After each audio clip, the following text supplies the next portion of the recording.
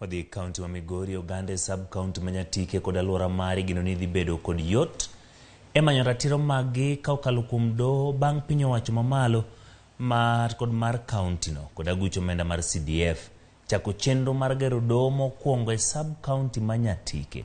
Doho ni ma igero gwenge mag Makalda sub-county no isiro kod omenda maromo shillings milion 5 mogol kod aguch omenda mar CDF Manyatike. Jaod bura Manyatike Tom Odege manochopo nyasi mar chaka yanga gedo no wacho ni pod gidhi medo keto omenda moko mondo jol gedo mar apise mamoko e dono.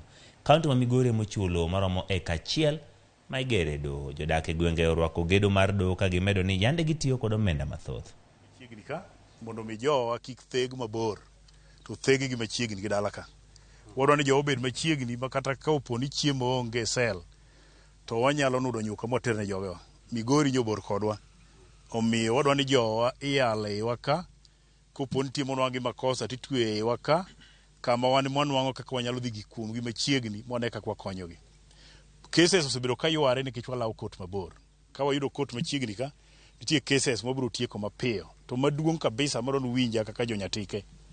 Town ni biro mna chier ka wakele offices mang'eny mag sirkal.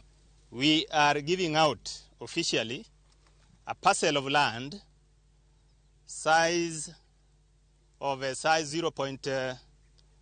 Really, let me put it in acres. 1 complete acre parcel of land for construction of a block for judiciary. Bro konyo yore mar yudo tije, obo konyo yore matindo tindo ma cases matindo ma samoro jomoko temo ka inyalo kelgi court ka tialogi. Migori nyobornwa.